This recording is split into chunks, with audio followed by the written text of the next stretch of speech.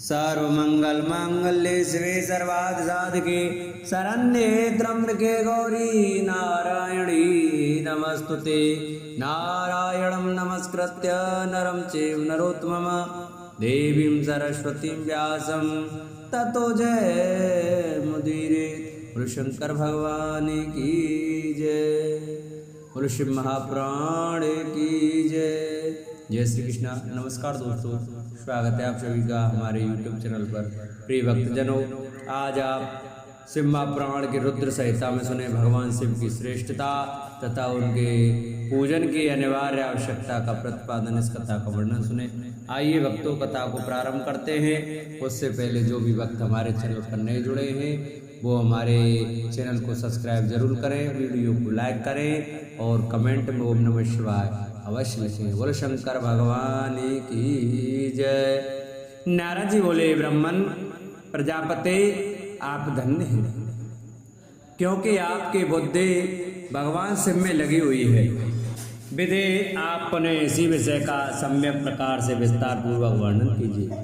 ब्रह्मा जी ने कहा, तात एक समय की बात है, मैं सब ओर से ऋषियों तथा देवताओं को बुलाकर उन सबको क्षीर सागर के तट पर ले गया, जहाँ सबका हित साधन करने वाले भगवान विष्णु निवास करते हैं। वहां देवताओं के पूछने पर भगवान विष्णु ने सबके लिए शिव पूजन की श्रेष्ठता बतलाकर यह कहा कि एक मुहूर्त या एक क्षण भी जो शिव का पूजन नहीं किया जाता वही हानि है, वही महान छिद्र है, वही अंधापन है और वही मूर्खता है। जो भगवान शिव की भक्ति में तत्पर है, जो मन से उन्हीं को प्रणाम और उन्हीं का चिंतन करते हैं, वे कभी दुख के भागी नहीं होते।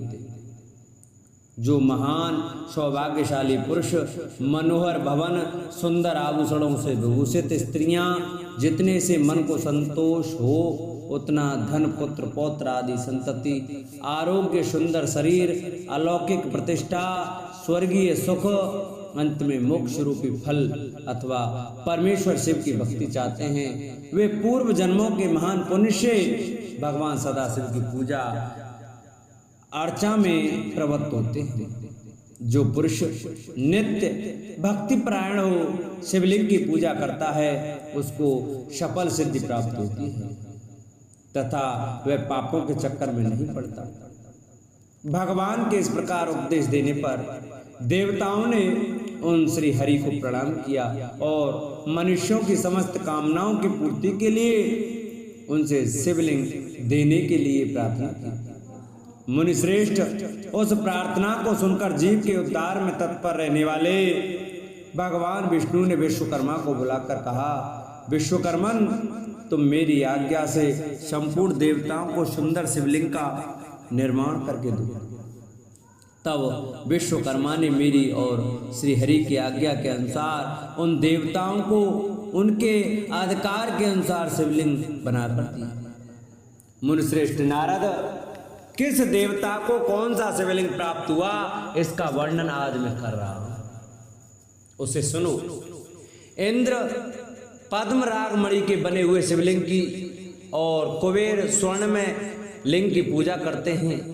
धर्म पीत मणि में पुखराज के बने हुए लिंग की तथा वरुण श्याम वर्ण के शिवलिंग की पूजा करते हैं।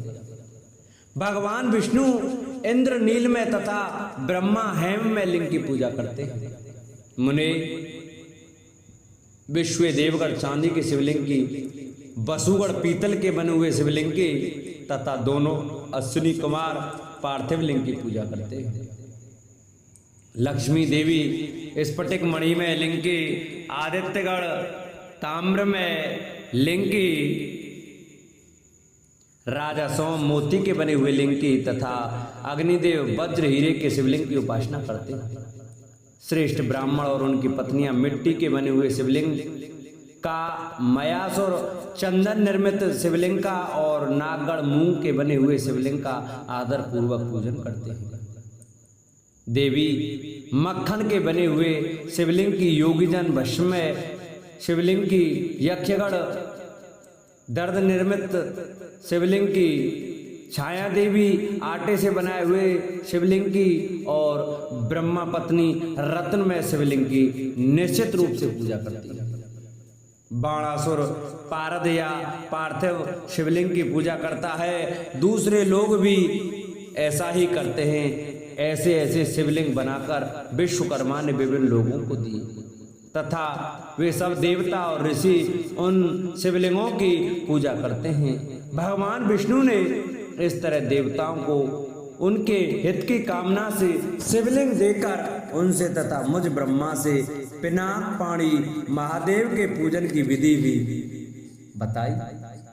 पूजन विधि संबंधी उनके वचनों को सुनकर देव शिरोमणि यों सहित में ब्रह्म हृदय में हर्ष लिए अपने धाम में आ गया। मुनि वहां आकर मैंने समस्त देवताओं और ऋषियों को शिव पूजा की उत्तम विधि बताई जो संपूर्ण अभिष्ट वस्तुओं को देने वाली है। उस समय मुझ ब्रह्मा ने कहा, देवताओं सहित समस्त ऋषियों, तुम प्रेम परायण होकर सुनो। मैं प्रसन्नता पूर्वक तुमसे शिव पूजन की उस विधि का वर्णन करता हूँ जो लोग और मोक्ष देने वाली है। देवताओं और मुनीश्वरों, समस्त जंतुओं में मनुष्य जन्म प्राप्त करना प्राय दुर्लभ है। उनमें भी उत्तम कुल में जन्म तो और भी दुर्लभ है। उत्तम कुल में भी आचरणवान ब्राह्मणों के उत्पन्न होना उत्तम पुण्य से भी संभव है। यदि वैसा जन्म सुलभ हो जाए तो भगवान शिव के संतोष के लिए उस उत्तम कर्म का अनुष्ठान करें जो अपने वर्ण और आश्रम के लिए शास्त्रों द्वारा प्रतिपादित है। जिस जाति के लिए जो कर्म बताया गया है उसका उल्लंघन ना करें। जितनी संपत्ति हो उसके अनुसार ही दान करें। कर्म में सहस्त्रों यज्ञों से तपोयज्ञ बढ़कर है। सहस्त्रों तपोयज्ञों से जप यज्ञ का महत्व अधिक है। ध्यान यज्ञ से बढ़कर कोई वस्तु नहीं है। ध्यान ज्ञान का साधन है क्योंकि योगी ध्यान के द्वारा अपने इष्ट देव समरस शिव का साक्षात्कार करता है। ध्यान यज्ञ में तत्पर रहने वाले उपासक के लिए भगवान शिव सदा ही सन्निहित हैं। जो विज्ञान से संपन्न है उन पुरुषों की शुद्धि के लिए किसी प्रायश्चित आदि की आवश्यकता नहीं है। मनुष्य को जब तक ज्ञान की प्राप्ति ना हो तब तक वह विश्वास दिलाने के लिए कर्म से ही भगवान शिव की आराधना करें। मनुष्य को जब तक ज्ञान की प्राप्ति ना हो तब तक वह विश्वास दिलाने के लिए कर्म से ही भगवान शिव की आराधना करें। जगत के लोगों को एक ही परमात्मा अनेक रूपों में अव्यक्त हो रहा है। एकमात्र भगवान सूर्य एक स्थान में रहकर ही जलाशय आदि विभिन्न वस्तुओं में अनेक से दिखते हैं। देवताओं, संसार में जो जो सत्य या असत वस्तु देखी या सुनी जाती है वह सब पर ब्रह्मा शिव रूप ही है। ऐसा समझो, जब तक तत्व ज्ञान ना हो जाए तब तक प्रतिमा की पूजा आवश्यक है। ज्ञान के अभाव में भी जो प्रतिमा पूजा की अवहेलना करता है उसका पतन निश्चित है। इसलिए ब्राह्मणों, यह यथार्थ बात सुनो। अपनी जाति के लिए जो कर्म बताया गया है उसका प्रयत्न पूर्वक पालन करना चाहिए।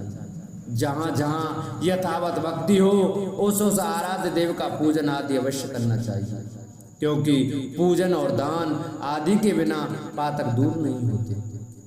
जैसे मैले कपड़े में रंग बहुत अच्छा नहीं चढ़ता है, किंतु जब उसको धोकर स्वच्छ कर लिया जाता है तब उस पर सब रंग अच्छी तरह चढ़ते हैं। उसी प्रकार देवताओं की भली भांति पूजा से जब त्रिविध शरीर पूर्णतया निर्मल हो जाता है तभी उस पर ज्ञान का रंग चढ़ता है और तभी विज्ञान का प्राकट्य होता है।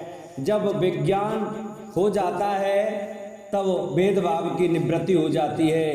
भेद की संपूर्णतया निवृत्ति हो जाने पर द्वंद्व सुख दूर हो जाता है और द्वंद्व दुख से रहित पुरुष शिव रूप हो जाता है। मनुष्य जब तक गृहस्थ आश्रम में रहे तब तक 5 देवताओं की तथा उनमें श्रेष्ठ भगवान शंकर की प्रतिमा का उत्तम प्रेम के साथ पूजन करे अथवा जो सबके एकमात्र मूल हैं, उन भगवान शिव की ही पूजा सबसे बढ़कर है, क्योंकि मूल के सींचे जाने पर शाखा स्थानीय संपूर्ण देवता स्वतः तृप्त हो जाते हैं। अतः जो संपूर्ण मनोवांछित फलों को पाना चाहता है वह अपने अभिष्ट की सिद्धि के लिए समस्त प्राणियों के हित में तत्पर रहकर लोक कल्याणकारी भगवान शंकर का पूजन करे। प्रिय भक्तजनों, आज की कथा को हम यही विश्राम करते हैं। कल आपको शिव पूजन की सर्वोत्तम विधि का वर्णन सुनाएंगे। तो जिन भक्तों को हमारी शिव महापुराण की यह कथा अच्छी लगी हो वो हमारी वीडियो को ज़्यादा से ज़्यादा शेयर करें। जिन्होंने चैनल को सब्सक्राइब नहीं किया वो हमारे चैनल को सब्सक्राइब करें, वीडियो को लाइक करें और कमेंट में ओम नमः शिवाय अवश्य लिखें।